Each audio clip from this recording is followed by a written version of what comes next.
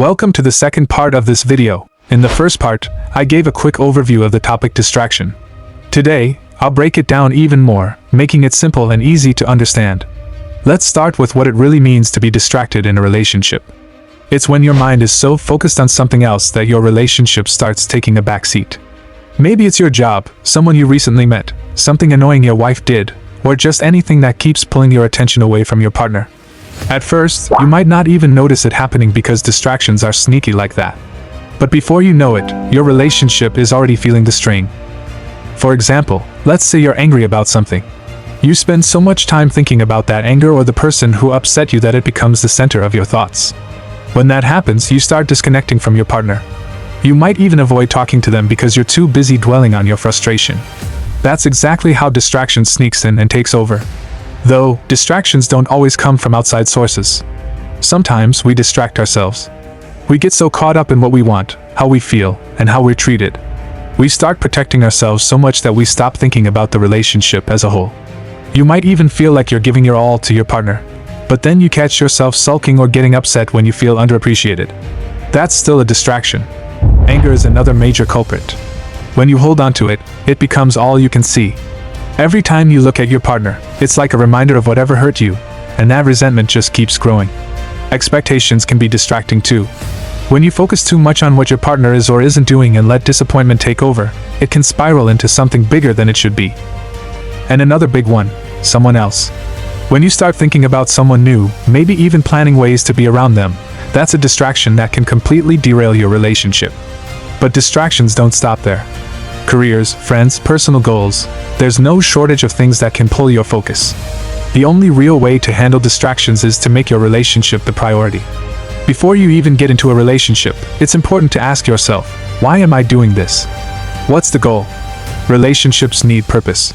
Without that focus, distractions are inevitable. Your purpose doesn't have to be anything complicated. Maybe it's stability, happiness, a strong family, or marriage. Whatever it is, it's not just about knowing your own goals, it's also about understanding your partner's.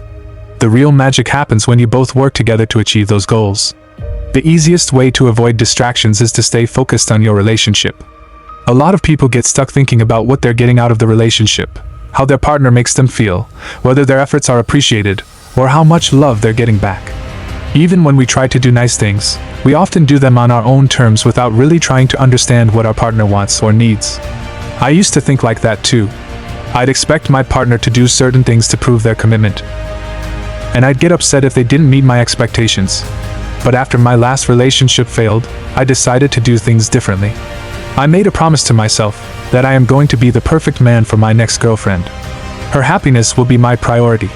Now I'm always thinking about how to make my partner happy. When your focus is on your partner's happiness, there's no room for distractions.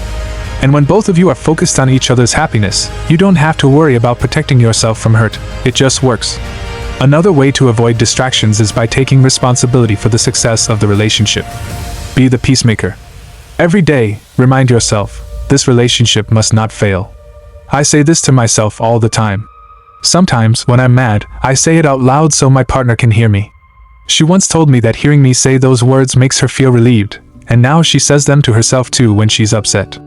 When both of you take responsibility for the relationship and prioritize each other, managing arguments and anger becomes so much easier. You both stay grounded and focused on what matters most, each other. And don't forget, you also need to teach your partner how to make you happy. Be clear about what you need and expect. Most of the time, it's not the big things that hurt relationships, it's the small, unexpected mistakes.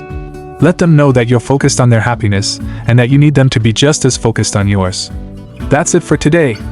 Thanks for watching, and don't forget to subscribe and turn on notifications so you won't miss the next video. See you next time.